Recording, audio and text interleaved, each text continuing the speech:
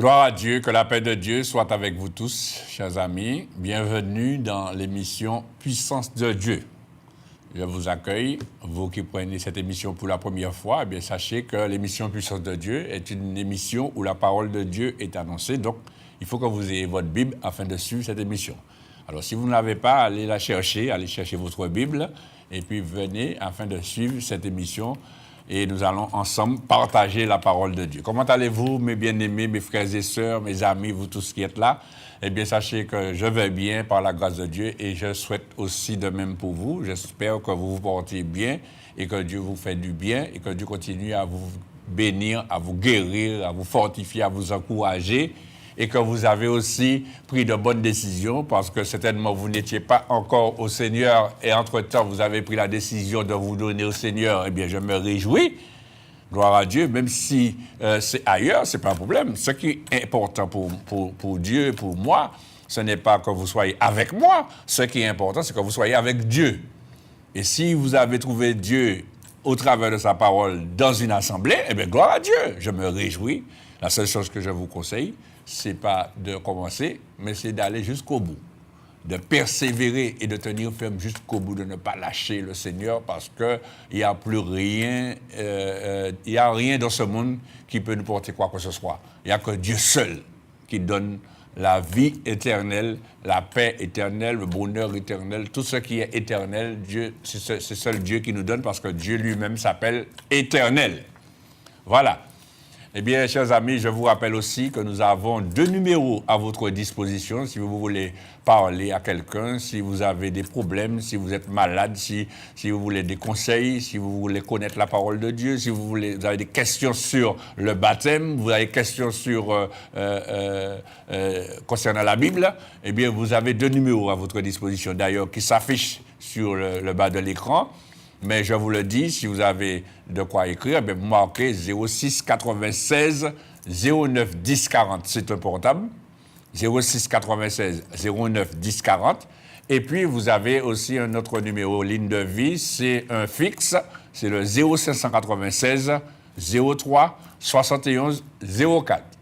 Voilà, donc je répète, 0596 03 71 04, d'accord? Donc, vous pouvez appeler tout de suite parce qu'il y a du monde là pour pouvoir recevoir vos appels. Eh bien, que Dieu soit béni. Nous allons tout de suite passer à ce moment de l'émission où nous allons prier déjà, premièrement, afin de présenter cette émission. Je vous prie d'être en communion avec moi. Père qui est aux cieux, au nom de Jésus-Christ, ton Fils, et par la puissance de cet esprit, je viens à toi en cet instant. Tout d'abord, Père, je te demande pardon pour tous mes péchés, toutes mes offenses. Pardonne-moi mes offenses comme je pardonne à ceux qui m'ont offensé. Père, je te rends grâce pour le pardon que tu m'accordes.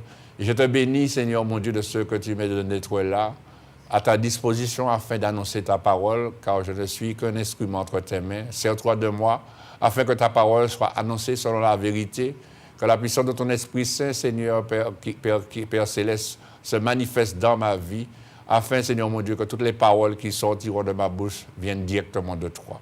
Que toute la gloire, Père, te revienne, que toute la louange, l'honneur, car tu es digne de louange, tu es digne de gloire. Au nom de Jésus-Christ, Père, je te bénis pour cette émission, pour toute la direction, et bénis aussi tous ceux et celles qui participent à la réalisation de cette émission. Au nom de Jésus-Christ de Nazareth, merci, Père. Amen. Gloire à Dieu. Merci Seigneur. Nous allons tout de suite passer à ce moment de la prédication.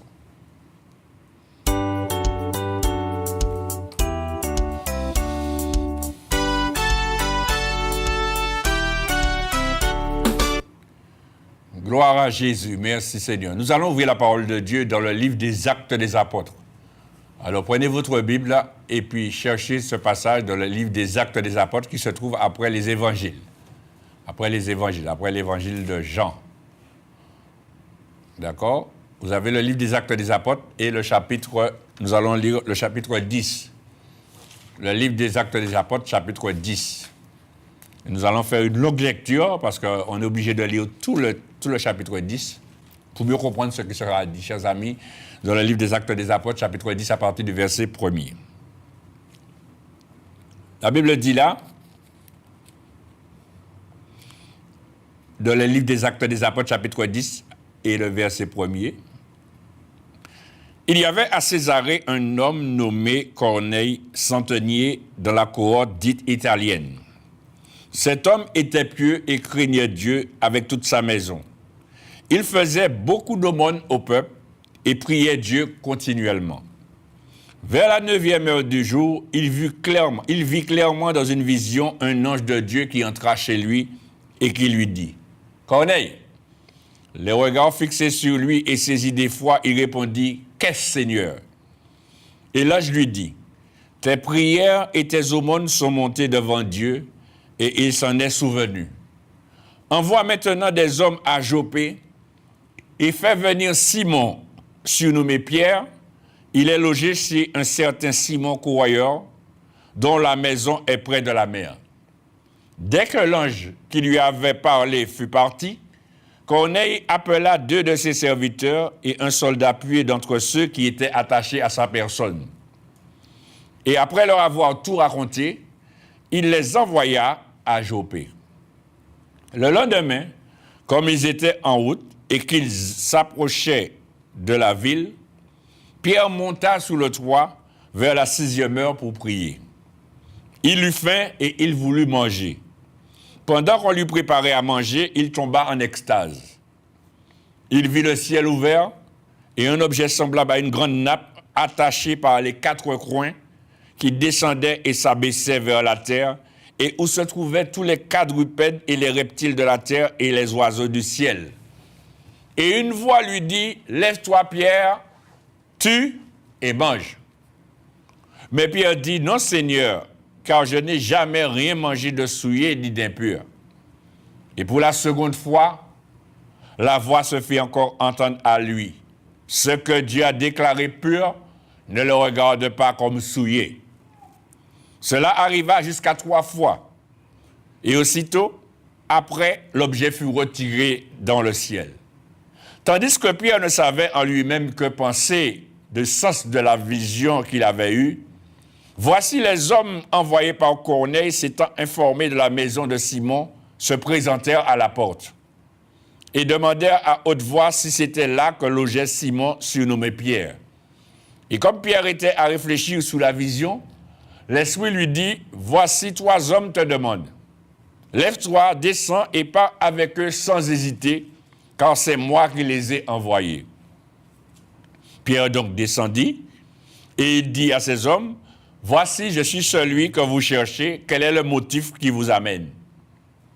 Ils répondirent « Corneille, centenier, homme juste et craignant Dieu, et de qui toute la nation des Juifs rend un bon témoignage, a été divinement averti par un saint ange de te faire venir dans sa maison et d'entendre tes paroles. » Pierre donc les fit entrer et les logea. Le lendemain, il se leva et partit avec eux. Quelques-uns des frères de Jopé l'accompagnèrent. Ils arrivèrent à Césarée le jour suivant. Corneille les attendait et avait invité ses parents et ses amis intimes. Lorsque Pierre entra, Corneille, qui était allé au-devant de lui, tomba à ses pieds et se prosterna. Mais Pierre le releva en disant « Lève-toi, moi aussi je suis un homme. » Et conversant avec lui, il entra et trouva beaucoup de personnes réunies. « Vous savez, leur dit-il, qu'il est défendu à un juif de se lier avec un étranger ou d'entrer chez lui. Mais Dieu m'a appris à ne regarder aucun homme comme souillé et impur.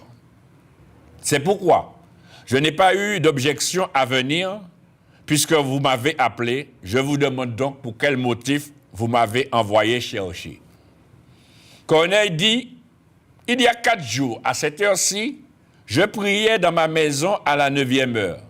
Et voici un homme vêtu d'un habit éclatant se présenta devant moi et dit, « Corneille, ta prière a été exaucée et Dieu s'est souvenu de tes aumônes. Envoie donc à Jopé et fais venir Simon, surnommé Pierre.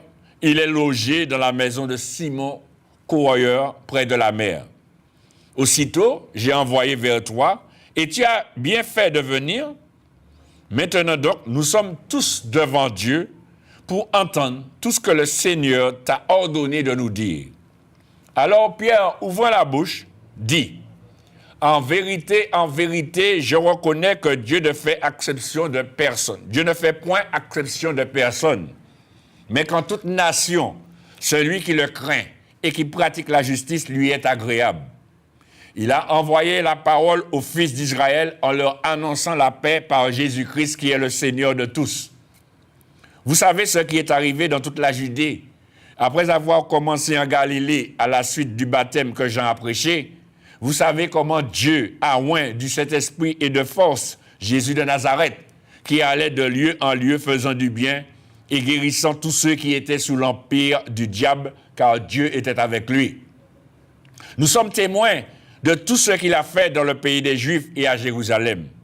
Ils l'ont tué en le pendant au bois. Dieu l'a ressuscité le 3e jour et il a permis qu'il apparût, non à tout le peuple, mais aux témoins choisis d'avance par Dieu, à nous qui avons mangé et bu avec lui, après qu'il fut ressuscité des morts. Et Jésus nous a ordonné de prêcher au peuple et d'attester que c'est lui qui a été établi par Dieu, juge des vivants et des morts. Tous les prophètes rendent de lui le témoignage que quiconque croit en lui reçoit par son nom le pardon des péchés. Comme Pierre prononçait encore ces mots, le Saint-Esprit descendit sur tous ceux qui écoutaient la parole. Tous les fidèles circoncis qui étaient venus avec Pierre furent étonnés de ce que le don du Saint-Esprit était aussi répandu sur les païens, car ils les entendaient parler en langue et glorifier Dieu. Alors Pierre dit, peut-on refuser l'eau du baptême à ceux qui ont reçu le Saint-Esprit aussi bien que nous?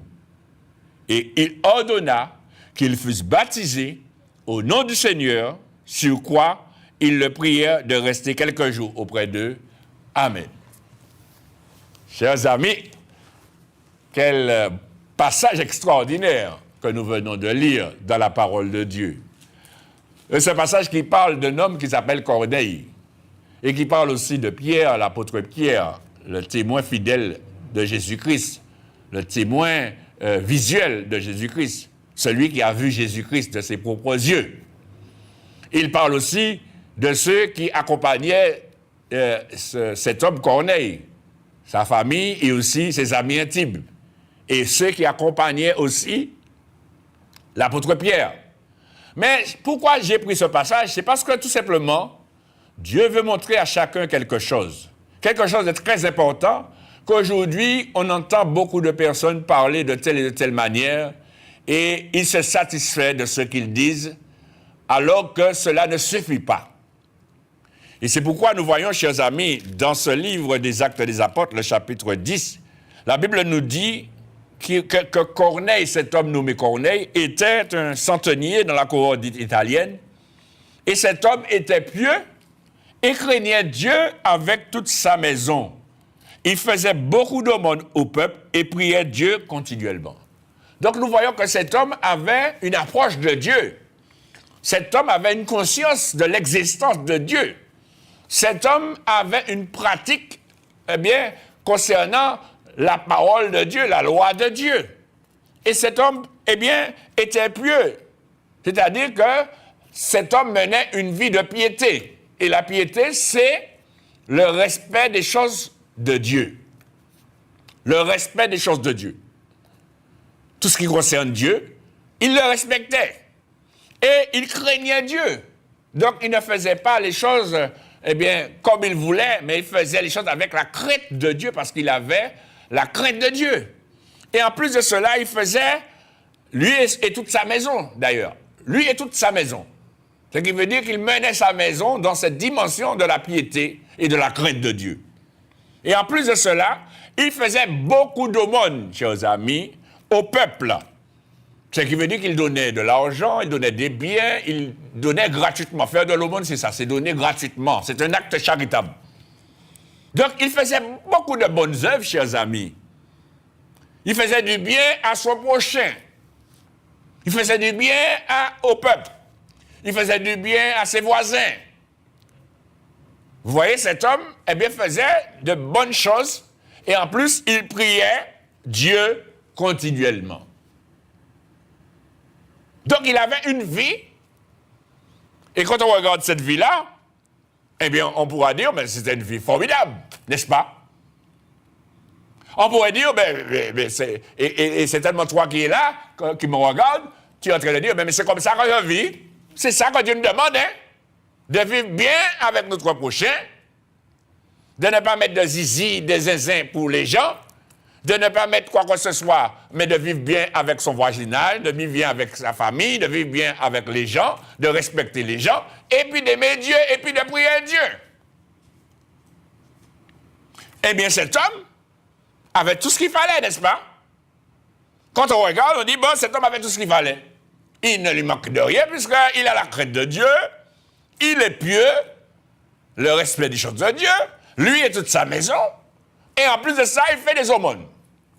Il fait de bonnes œuvres. Il ne fait pas de mal à quiconque, il ne met pas de quinbois. Il ne va pas chez les séanciers, il ne va pas faire des choses à gauche, à droite. Il marche dans une vie de piété.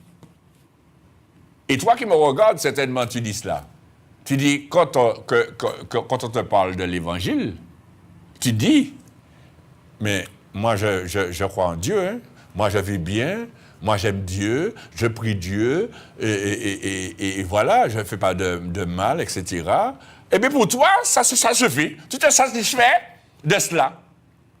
Et il y a beaucoup d'hommes et de femmes qui se satisfont de cela, chers amis. En disant, je ne fais pas de mal à mon prochain, je vis bien avec mon prochain, j'aime Dieu, je fais du bien à tout le monde, je fais du bien au peuple. S'il y a quelqu'un qui a faim, je lui donne à manger. S'il y a quelqu'un qui a soif, je lui donne à boire. S'il y a quelqu'un qui a un besoin, autant que je peux l'aider, je l'aide. Donc, moi, je suis bien. Et tu te satisfais de cela. Mais si j'ai pris ce texte-là, c'est pour te montrer que cela ne suffit pas. Voilà la réalité. Cela ne suffit pas. Ce n'est pas parce que tu fais de bonnes œuvres que ça va te faire entrer au ciel. Ce n'est pas parce que tu fais de bonnes œuvres que tu hériteras le royaume de Dieu. Ce n'est pas parce que tu fais de bonnes œuvres que tu es un enfant de Dieu. Ce n'est pas parce que tu pries Dieu continuellement. Ce n'est pas parce que tu fais beaucoup d'aumônes au peuple. Ce n'est pas parce que tu crains Dieu, que tu crois en Dieu. Oui, c'est vrai. Tu as été enseigné de Dieu. Tu as connu Dieu dans la religion. Et on t'a appris les commandements. Tu aimeras ton prochain comme toi-même. Tu aimeras l'Éternel, ton Dieu, de tout ton cœur, de toute ton âme, de toute ta force, de ta pensée. Oui, connaissez ces choses. Puisque ça fait partie des 10 commandements. Il connaissait ces choses. Donc il les mettait en pratique. Pour lui, c'était sa vie. C'était cela. Mais ce qu'il ne savait pas, et ce que toi, tu ne sais pas aussi, ou que tu n'as pas compris, ou que tu ne veux pas comprendre, c'est que cela ne suffit pas. Il y a un temps, il fallait vivre comme ça. Mais entre-temps, ce temps-là a changé. Il y a un nouveau temps qui est venu. Et ce nouveau temps est venu avec Jésus-Christ. Et c'est pour cela que la Bible dit dans l'évangile de Jean, le chapitre 1er, et le verset 17, il est écrit dans l'évangile de Jean, chapitre 1er, verset 17, car la loi a été donnée par Moïse, la grâce et la vérité sont venues par Jésus-Christ. Donc il y a eu un changement. Cet homme qu'on est vivait sous la dispensation de la loi, dans le temps de la loi. Et dans le temps de la loi, eh bien, il fallait pratiquer des commandements. Il fallait pratiquer la loi. Et pourtant, cet homme était un centenier de la cour italienne. Et il n'y a pas de relation entre le juif, comme disait l'apôtre Pierre. Il dit, vous savez, leur dit-il, verset 28 de ce chapitre 10 des Actes des Apôtres, vous savez, leur dit-il, qu'il est défendu à un juif de se lier avec un étranger ou d'entrer chez lui. Mais Dieu m'a appris à ne regarder aucun homme comme souillé et impur. Cet homme était un étranger, chers amis. Étranger au royaume de Dieu. Étranger aux choses de Dieu. Et pourtant, il craignait Dieu. Il avait entendu parler de Dieu. Et il voulait faire ce que Dieu demandait au temps de la loi. Il était pieux. Lui et toute sa maison. Il faisait beaucoup d'aumônes. Il priait Dieu continuellement. Et Dieu a entendu ses prières. La Bible dit dans le psaume 34, quand un malheureux crie, l'Éternel entend et il le sauve de toutes ses détresses. Et c'est là, chers amis, que d'un côté, Dieu parle à Pierre et de notre côté, Dieu parle à Corneille, en lui faisant savoir qu'il lui manque quelque chose. Alléluia. Lui qui croyait qu'il avait tout, lui qui pensait certainement qu'il faisait tout ce qui était conforme, tout ce qui était bien, et que ça suffisait, à force de faire, qu'il allait hériter le ciel, qu'il allait hériter Dieu, qu'il allait hériter le royaume de Dieu. Eh bien, Dieu a envoyé un ange pour lui dire, il y a un homme, demande à le voir pour qu'il puisse te parler. Parce que c'est vrai, Dieu t'a entendu. Dieu a vu tout ce que tu faisais. Dieu a vu ton cœur, oui. Et c'est à toi que je parle, madame, monsieur, toi qui me regardes aujourd'hui. Dieu connaît ton cœur, Dieu sait que tu l'aimes.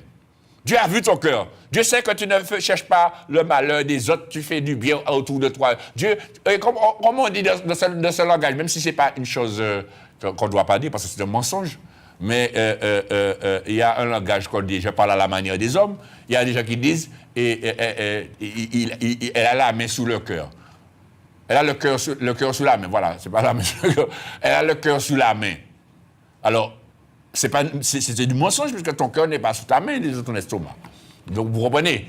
Donc, mais c'est une manière de dire qu'elle est disposée à faire de bonnes choses. Elle est toujours prête, toujours là, oui. C'est quelqu'un qui donne, c'est quelqu'un qui est là, qui t'aide, c'est quelqu'un qui ne va pas dire non quand tu demandes quelque chose. C'est quelqu'un qui est toujours là, à ta disposition, qui est à ton service, qui aime aider les autres, etc. Oui, c'est bien, tu as un cœur, tu as un beau cœur, monsieur, oui.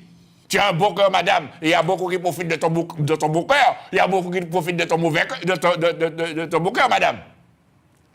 Parce qu'on dit que tu as un beau cœur, tu es ceci, tu es gentil, madame, tu es bien, etc., etc. Et puis toi, tu dis, oui, mais Dieu, pour ça, Dieu, je vais hériter le ciel, j'aurai droit au ciel.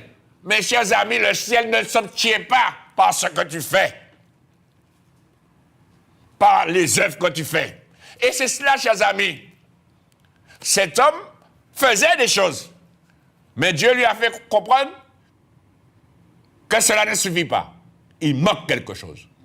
Et c'est ainsi que Dieu a envoyé un ange et lui a dit, fais venir mon serviteur, Pierre, l'apôtre Pierre, chers amis, afin qu'il puisse te parler. Et de l'autre côté, le Seigneur parle à l'apôtre Pierre, en lui donnant une vision et puis lui montrer que il faut savoir que tu es mon serviteur, mais que la parole que je vais te donner, ce n'est pas pour seulement les Juifs, mais c'est pour aussi les étrangers, c'est pour aussi les païens. Parce que Jésus-Christ n'est pas venu seulement pour sauver les Juifs, mais Jésus-Christ est venu pour accomplir la promesse faite à Abraham. Toutes les nations seront bénies en ta postérité. Voilà, chers amis. C'est vrai qu'au départ, Jésus-Christ était venu pour les brebis perdues d'Israël. Mais il fallait que la parole de Dieu s'accomplisse. Il fallait que la promesse s'accomplisse. Et c'est pour cela que Dieu a endurci le cœur du peuple d'Israël afin de donner la possibilité aux païens d'accéder à la grâce de Dieu. Et de pouvoir accomplir la promesse faite à Abraham. Et il a renfermé les deux dans un seul. Si vous voulez, je peux vous lire ce passage. Hein? Cela, c'est écrit. Je vais vous lire ce passage qui se trouve dans l'Épître de Paul aux Romains, puisqu'on est là pour ça, pour partager la parole de Dieu, pour voir comment Dieu, il fait les choses d'une manière extraordinaire. Dans l'Épître de Paul aux Romains, chapitre 11, Dieu ne fait rien à la légère. Tout est préparé d'avance. Dans l'Épître de Paul aux Romains, chapitre 11, regardez ce qu'il dit.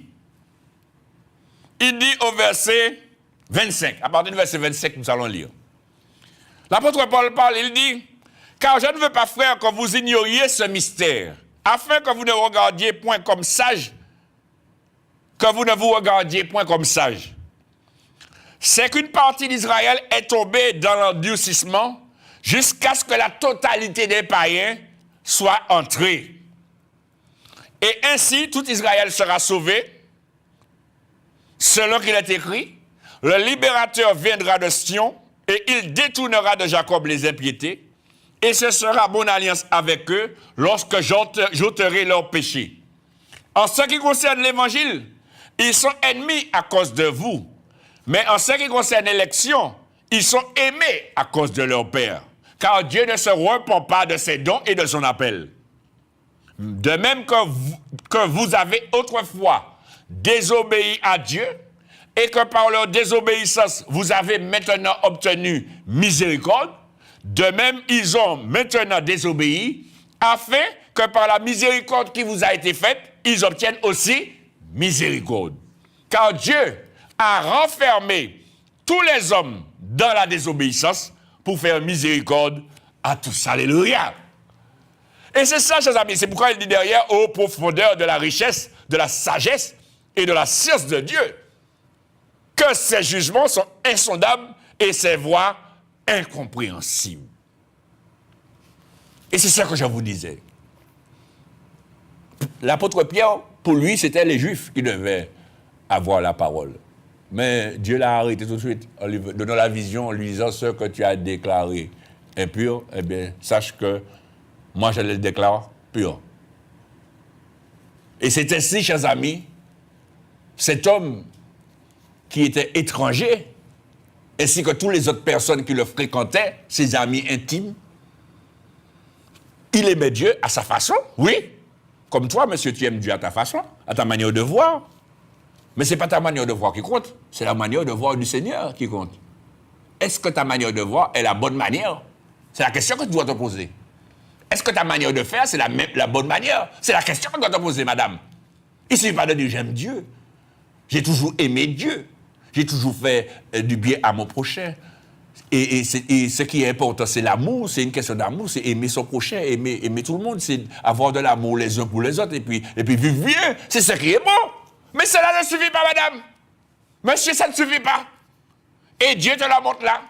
Cet homme était pareil. Il vivait bien avec tout le monde. Eh bien, Dieu a envoyé un ange pour lui dire, il te manque quelque chose. Et qu'est-ce qui lui manquait? Et vous allez voir ce qui lui manquait. Et l'apôtre Pierre a reçu la vision et a obéi à l'Esprit de Dieu qui lui a dit, vas-y. Et quand il est arrivé chez Corneille, il demande à Corneille, mais qu'est-ce que vous voulez que je fasse? Quel est le motif? Pourquoi vous m'avez fait venir? Et Corneille lui explique. Et à ce moment, l'apôtre Pierre qui commence à parler. Et la Bible nous dit, au verset 34 du livre des Actes des Apôtres, chapitre 10, il dit, alors Pierre, ouvre la bouche, dit, en vérité, je reconnais que Dieu ne fait point exception de personne. Alléluia. Aujourd'hui, cette parole, c'est pour toi, monsieur, madame.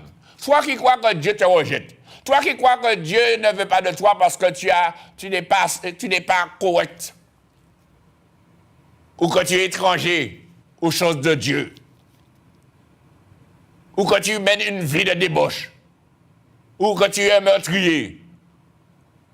Toi qui crois que tu as des gros péchés, tellement de péchés que c'est pas possible que tu sois aimé de Dieu. Eh bien, la Bible dit là, l'apôtre Pierre qui le dit, il reconnaît que Dieu ne fait point exception de personne. Dieu ne fait exception de personne. Et c'est pourquoi la Bible dit dans l'évangile de Jean, chapitre 3, le verset 16, il est écrit, Dieu a tant aimé le monde, qu'il a donné son Fils unique, afin que quiconque croit en lui ne périsse point, mais qu'il ait la vie éternelle. Donc ça montre clairement que Dieu ne fait exception de personne. Et il continue, il dit, mais quand toute nation, celui qui le craint et qui pratique la justice, lui est agréable. À quel moment on est agréable à Dieu? Eh bien, c'est quand on a la foi en Dieu. La Bible dit dans l'Épître aux Hébreux, le chapitre 11 et le verset 6, il est dit, il est impossible d'être agréable à Dieu si on n'a pas la foi. Car il faut que celui qui s'approche de Dieu croit que Dieu existe et qu'il est le rémunérateur de ceux qui le cherchent. C'est écrit dans l'Épître aux Hébreux, chapitre 11, verset 6. Il dit, or, sans la foi, il est impossible de lui être agréable. Car il faut que celui qui s'approche de Dieu croit que Dieu existe et qu'il est le rémunérateur de ceux qui le cherchent. Donc cet homme, Corneille, avait la foi en Dieu. Mais il avait une foi qui ne lui donnait pas d'entrer dans le royaume de Dieu. C'est-à-dire, il avait une foi dans ses œuvres, dans ce qu'il faisait. Il croyait en Dieu, mais il fonctionnait comme il voulait. Pour lui, ce que la loi disait, il fallait faire le bien, puis c'est tout. Oui, c'est vrai, c'est comme ça que ça fonctionnait. Mais entre-temps, les choses ont changé, c'est ça, chers amis. Et il y a beaucoup de personnes aujourd'hui qui vivent selon les temps passés. Ils vivent toujours maintenant dans les mêmes temps, les temps du passé. Alors que les choses ont changé, Jésus-Christ est venu entre-temps, mes amis. Monsieur, Jésus-Christ est venu entre-temps. Madame, Jésus-Christ est venu entre-temps. Jeune homme, jeune fille, toi qui me regardes. Jésus-Christ est venu entre-temps. Et Jésus-Christ a changé les choses. Ce n'est plus en faisant des œuvres que tu seras sauvé. Ce n'est plus en faisant de bonnes œuvres que tu seras sauvé. Tu as beau être le meilleur homme de la terre, il te manque quelque chose. Et je me souviens de cette parole d'un homme qui avait dit à Jésus, « Bon maître, que dois-je faire pour hériter la vie éternelle ?» Jésus lui avait répondu, « Pourquoi m'appelles-tu bon? Il n'y a de bon que Dieu seul. » Vous voyez, chers amis? Alors, quand tu dis, je suis quelqu'un de bien, on te dit que tu es un bon garçon, un bon monsieur, une bonne dame, une bonne mademoiselle, une bonne jeune fille, ou bien un bon jeune homme. Personne n'est bon, chers amis. Il n'y a de bon que Dieu seul. Et pourtant, cet homme, c'est Jésus qui l'a appelé bon, hein? Il a dit Jésus, bon maître. Hein? Jésus a dit oui, c'est vrai, je suis le bon maître. Hein? Je suis le bon maître, hein, puisque je suis le Fils de Dieu. C'est pas ce que Jésus a dit, chers amis. Jésus a dit non. Pourquoi m'appelles-tu bon? Voilà ce que Jésus lui a dit. Il y a dit, il n'y a de bon que Dieu seul. C'est lui le bon. Il faut même que tu l'appelles tout ça, bon Dieu, aïe mon Dieu. Pourquoi dire aïe mon Dieu? Mais là, tellement habitué de ça. Quoi péter pied, quoi dire aïe mon Dieu, quoi dire aïe mon Dieu, Seigneur, etc. Moi, pas me réaliser que Adam, bon Dieu, il est bon. Mais c'est en parole, mon cas répété. Donc tu répètes des paroles, tu ne prends même pas la valeur de ce que tu dis. Mais aujourd'hui, chers amis, Dieu te montre quelque chose. Il faut que tu arrêtes de croire que c'est ce que tu fais qui va te sauver.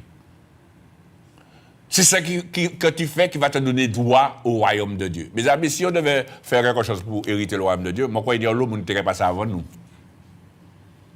Ah ouais, parce que si c'était pour payer pour entrer au royaume des cieux, eh bien là, il y a l'eau qui plaît l'argent, c'est nous qui te arrêté derrière, l'enfer, c'est pour nous, pas là.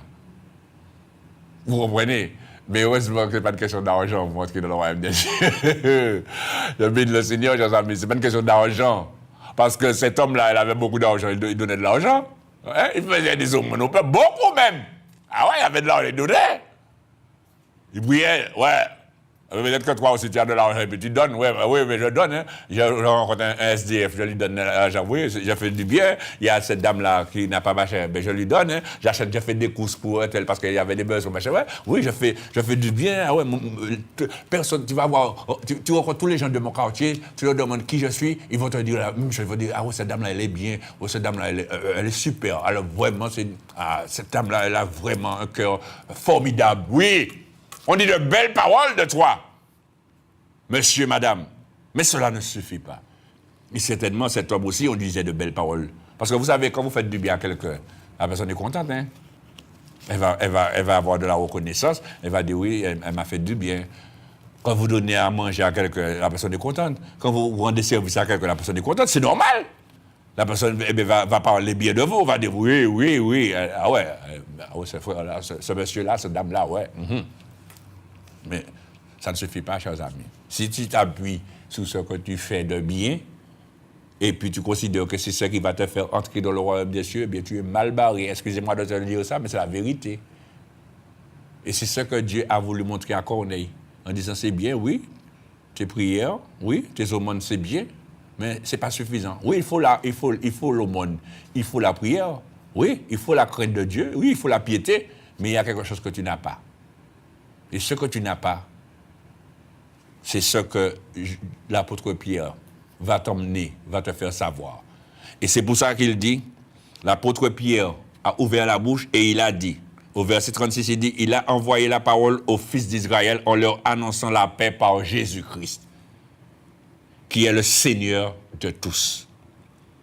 Vous savez ce qui est arrivé dans toute la Judée, après avoir commencé en Galilée, à la suite du baptême que Jean a prêché. Vous savez comment Dieu a oint du Saint-Esprit et de force Jésus de Nazareth, qui allait de lieu en lieu faisant du bien et guérissant tous ceux qui étaient sous l'empire du diable, car Dieu était avec lui. Nous sommes témoins de tout ce qu'il a fait dans le pays des Juifs et à Jérusalem. Ils l'ont tué en le pendant au bois. Dieu l'a ressuscité le 3e jour et il a permis qu'il apparût non à tout le peuple, mais aux témoins choisis d'avance par Dieu, à qui nous avons mangé et bu avec lui après qu'il fut ressuscité des morts. Et Jésus nous a ordonné de prêcher au peuple et d'attester que c'est lui qui a été établi, par Dieu, c'est lui qui a été établi par Dieu, juge des vivants et des morts. Et il dit, tous les prophètes rendent de lui le témoignage que quiconque croit en lui reçoit par son nom le pardon des péchés. Mes amis, quand l'apôtre Pierre a parlé ainsi, il y a quelque chose qui s'est passé. La Bible nous dit, comme Pierre prononçait encore ces mots, le Saint-Esprit de Dieu est descendu sur tous ceux qui écoutaient la parole qui sortait de la bouche de Pierre. Et la Bible nous dit, tous les fidèles circoncis, c'est-à-dire ceux qui étaient juifs, qui étaient venus avec Pierre, furent étonnés de ce que le don du Saint-Esprit était aussi répandu sur les païens. Le Saint-Esprit est descendu, chers amis, sur les païens, sur ceux qui considéraient qu'ils étaient impurs, qui n'avaient pas droit au royaume. Le Saint-Esprit est descendu sur eux. Et la Bible nous dit, parce que, de quelle manière qu'ils ont vu le Saint-Esprit de Dieu descendre, ce n'est pas une colombe, hein, chers amis. Parce que pour Jésus, c'était la colombe. Mais pour eux, là, il n'est plus question de colombe. Parce que le Saint-Esprit de Dieu était déjà descendu sur les disciples. Et le signe qui accompagne le baptême du Saint-Esprit, il nous dit, car il les entendait parler en langue et glorifier Dieu. Ce qui veut dire que les disciples qui étaient avec Pierre, ainsi que Pierre, connaissaient le parler en langue. Parce que pour dire qu'ils parlaient en langue, c'est parce qu'ils connaissaient ce que c'est que le parler en langue. Et c'est là, chers amis, qu'ils ont reconnu le Saint-Esprit. Parce qu'ils les entendaient parler en langue, chers amis, et glorifier Dieu. Et j'aurais pu ouvrir une parenthèse sur ce point-là, mais ça va prendre trop de temps. Mais juste pour vous dire, chers amis, que quand on est baptisé du Saint-Esprit, on doit parler en langue. Si tu ne parles pas en langue, tu n'es pas encore baptisé du Saint-Esprit. Parce que c'est comme si je te dis, je t'aime, qu'est-ce qui prouve que je t'aime? Peut-être que je suis baptisé du Saint-Esprit. Qu'est-ce qui prouve que je suis baptisé du Saint-Esprit? Tu vois quelque chose? Et c'est ça, chers amis. Et eux, les fidèles circoncis et ceux qui étaient avec Pierre, ils ont vu la preuve que c'était le Saint-Esprit parce qu'ils les ont entendus parler en langue. D'accord? Et à ce moment, qu'est-ce que l'apôtre Pierre dit? Alors Pierre dit, peut-on refuser l'eau du baptême à ceux qui ont reçu le Saint-Esprit aussi bien que nous? Et il ordonna qu'ils fussent baptisés au nom du Seigneur, chers amis. Voilà ce qu'il manquait à cette famille et à ces hommes. Il leur manquait le baptême d'eau et du Saint-Esprit. Il leur manquait Jésus-Christ. Et c'est cela, madame, monsieur. Voilà ce qu'il te manque. Il ne se suffit pas pour toi de dire je fais du bien, etc., etc. Cela ne suffit pas. Il faut que tu passes par cette nouvelle naissance, qu'est le baptême d'eau et du Saint-Esprit. C'est pourquoi Jésus insiste là-dessus quand il parle à Nicodème, un chef des Juifs, en lui disant, dans l'évangile de Jean chapitre 3, le verset 3 à 5, si un homme ne naît de nouveau, il ne peut voir le royaume de Dieu. Et si un homme ne naît d'eau et d'esprit, il ne peut entrer dans le royaume de Dieu. Et l'apôtre Paul dit encore une chose extraordinaire dans l'épître aux Éphésiens. Regardez, chers amis, parce que dans le temps passé, on était sur une pratique de bonnes œuvres qu'il fallait faire pour être sauvé, c'était la loi. La loi disait, quiconque mettra en pratique ces choses vivra par elles. Mais entre-temps, Jésus-Christ est venu avec la grâce et la vérité. Et c'est par la loi qu'on sera sauvé. Tous ceux qui veulent observer la loi, déjà que la Bible dit que tous ceux qui veulent observer la loi, il faut qu'ils pratiquent la loi tout entière.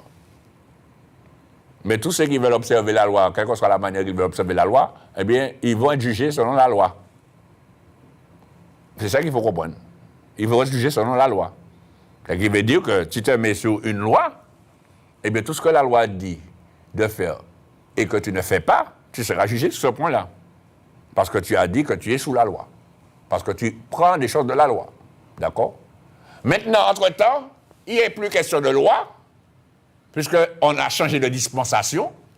On est entré dans une nouvelle dispensation. Je vous l'ai lu dans l'évangile de Jean, chapitre 1er, verset 17. La loi est venue par Moïse, mais la grâce et la vérité, la grâce et la vérité sont venues par Jésus-Christ. Il n'y a pas de mais. La grâce et la vérité sont venues par Jésus-Christ. Jésus-Christ est venu avec la grâce. Et vous voyez que l'apôtre Pierre, c'est pas de Moïse qu'il a parlé à Corneille, mais c'est de Jésus-Christ.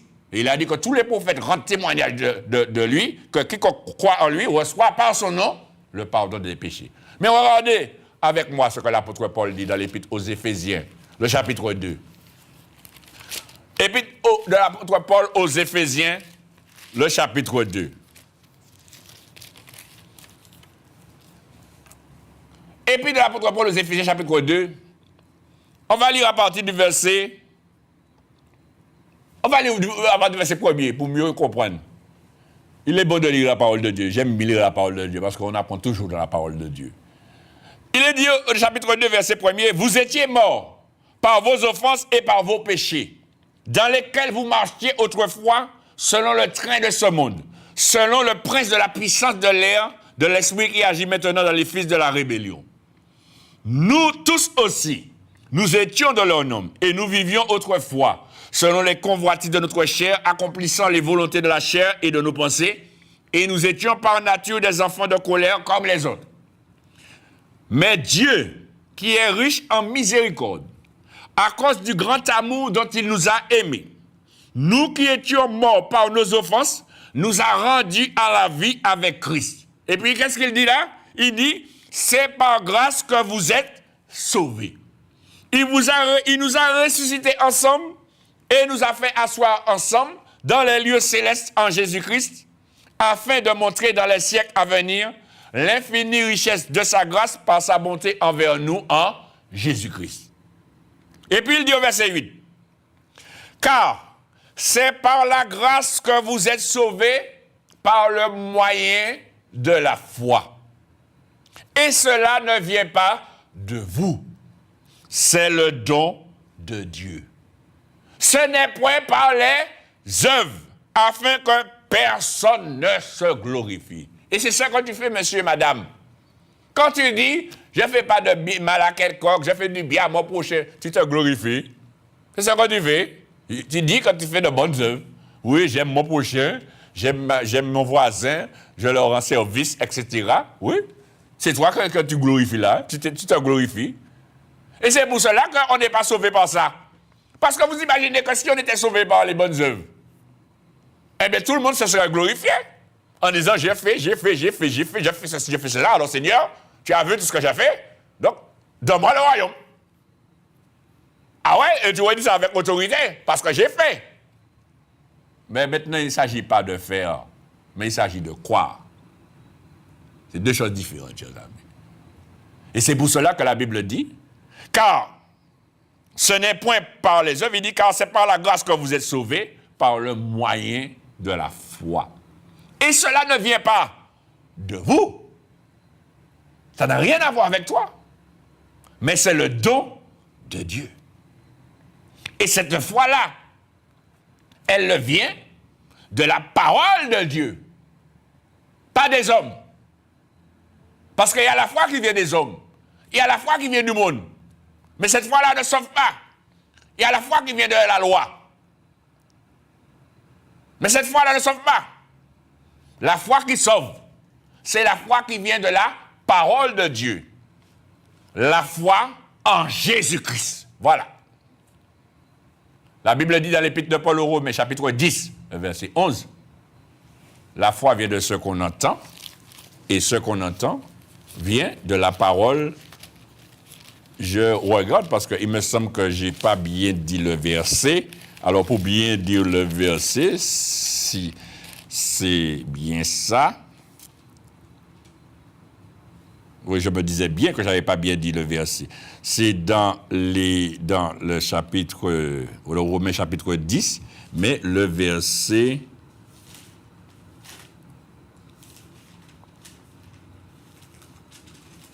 extraordinaire. 17, voilà, le verset 17. Vous voyez, chers amis, dans l'épître, parce que je cherche à ce que vous disiez ce qui est écrit, pour ne pas dire n'importe quoi. Dans l'épître de Paul aux Romains, chapitre 10, verset 17, il est écrit, « Ainsi, la foi vient de ce qu'on entend, et ce qu'on entend vient de la parole de Christ. » Et c'est cette foi-là qui va te sauver, la foi qui vient de la parole de Christ. Parole de Dieu, la parole de Christ, chers amis. Et c'est pourquoi l'apôtre Paul dit, par l'Esprit de Dieu, ce n'est pas par les œuvres que tu seras sauvé. Ce n'est point. Il n'a même pas dit ce n'est pas. Il dit ce n'est point. Ce n'est point, pas pièce. Ce n'est point par les œuvres, mais afin que personne ne se glorifie. Et il dit, car nous sommes son ouvrage, ayant été créés en Jésus-Christ, pour de bonnes œuvres que Dieu a préparées d'avance, afin que nous les pratiquions. Chers amis, toi qui ne veux pas être créé, tu sais que quand tu refuses de te faire baptiser d'eau et d'esprit, ça veut dire que tu refuses d'être créé. Parce que tous ceux qui sont nés d'eau et d'esprit, ils ont été créés. C'est ce qu'il dit. Nous sommes l'ouvrage de Dieu, ayant été créés en Jésus-Christ. Et c'est cet homme nouveau qui va pratiquer les bonnes œuvres que Dieu a préparées d'avance. Et ce ne sont pas ces bonnes œuvres, c'est les bonnes œuvres que Dieu a préparées d'avance. Alors, monsieur, madame, aujourd'hui, rentre en toi-même et sache que la position dans laquelle tu te trouvais, eh bien, c'était une position qui te glorifiait. Où tu te glorifiais en disant, je fais du bien, je ne fais pas de zézin à mon prochain, je ne mets pas de québois, je ne mets pas de piège, etc. J'aime mon prochain, je rends service, etc. Je donne à manger à celui qui a fait tout ça. C'est des œuvres que tu faisais. Oui, tu fais toutes sortes d'œuvres, oui. Tu participes à toutes sortes d'œuvres caritatives pour pouvoir aider les gens qui sont pauvres, etc., etc. Mais c'est ce que Corneille faisait, hein? Et pourtant, Corneille n'était pas sauvé. Ah, chers amis. Pourquoi il a fallu que Dieu envoie Pierre pour lui parler? C'est parce qu'il n'était pas encore dans la bonne direction. Il n'était pas encore dans la voie de la vérité. Et c'est pour cela que Dieu a envoyé. Parce que Dieu a vu son cœur. Parce que c'est lui qui cherche Dieu. La Bible dit, si vous me cherchez dans tout votre cœur, je me laisserai trouver par vous. Vous comprenez? Donc Dieu connaît ton cœur. Je ne suis pas là pour te juger, mais je suis là pour te montrer que c'est vrai, certainement, tu aimes Dieu. Tu as la crainte de Dieu, d'une certaine manière, selon l'éducation religieuse que tu as reçue. Oui, on t'a appris qu'il faut aimer ton prochain, etc., respecter les gens, etc. Oui, ça c'est l'éducation, on t'a enseigné, etc. Oui, tu fais bien, etc. Mais ça ne suffit pas. Il y a quelque chose que Dieu te demande maintenant. Il veut te créer à nouveau. Tu dois naître de nouveau. Et c'est pour ça que Jésus dit, si un homme naît de nouveau, il ne peut voir le royaume de Dieu. Si un homme naît d'eau et d'esprit, il ne peut entrer dans le royaume de Dieu. Il faut reconnaître Jésus-Christ. Jésus-Christ est venu entre temps. Donc il faut donner ta vie à Jésus-Christ. Afin que Jésus-Christ eh bien, te transforme. Parce que la Bible dit dans l'épître de l'apôtre Paul aux Corinthiens, chapitre 2, la deuxième épître de Paul aux Corinthiens, chapitre 5, pardon. La deuxième épître de Paul aux Corinthiens, chapitre 5, verset 17, il dit, si quelqu'un est en Christ, il est une nouvelle créature. Les choses anciennes sont passées, et il dit, voici, toutes choses sont devenues nouvelles. C'est pourquoi, monsieur, madame, tu as quelque chose à faire. C'est être baptisé d'eau et d'esprit. Tu vois, Corneille n'était pas baptisé d'eau et d'esprit, mais quand Dieu a envoyé son serviteur, eh bien, ils ont été baptisés d'eau et d'esprit. Et moi, je suis le serviteur de Dieu. Si tu veux que je vienne chez toi pour que tu sois baptisé d'eau et d'esprit, eh bien, il n'y a pas de problème. Je peux venir. Pour que tu sois sauvé, toi et toute ta famille, toi et toute ta maison, et ceux que tu côtoies. Parce que lui, il avait fait venir ses amis intimes, et ses amis intimes, eux aussi, ont été baptisés du Saint-Esprit, et l'apôtre Pierre a ordonné qu'ils fussent baptisés d'eau, chers amis. Il n'a pas demandé, il a ordonné. Parce que si Dieu a approuvé en baptisant du Saint-Esprit, ça veut dire qu'il faut qu'ils soient baptisés d'eau. Dieu les a déjà acceptés, il faut qu'ils obéissent. Et de toutes les façons, quand quelqu'un est baptisé du Saint-Esprit, ne refuse pas d'obéir à Dieu. Parce que c'est l'Esprit de Dieu qui va le conduire dans toute la vérité. Alors fais cela, monsieur. Fais cela, madame. Fais cela, jeune homme. Fais cela, jeune fille. Et tu vivras. Ne t'appuie pas sur ta sagesse. Mais appuie-toi sur la parole de Dieu. Appuie-toi sur Dieu. Mets ta foi en Dieu, ta foi en Jésus-Christ. Et tu auras la vie. Que Dieu vous bénisse. Amen.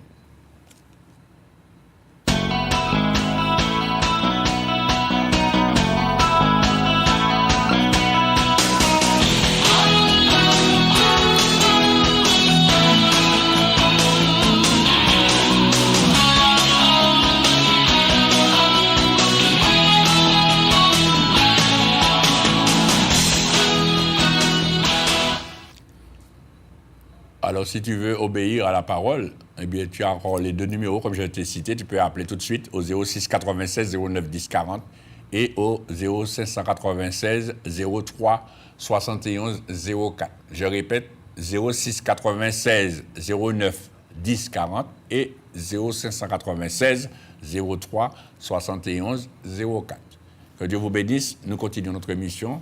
Tout de suite, les annonces.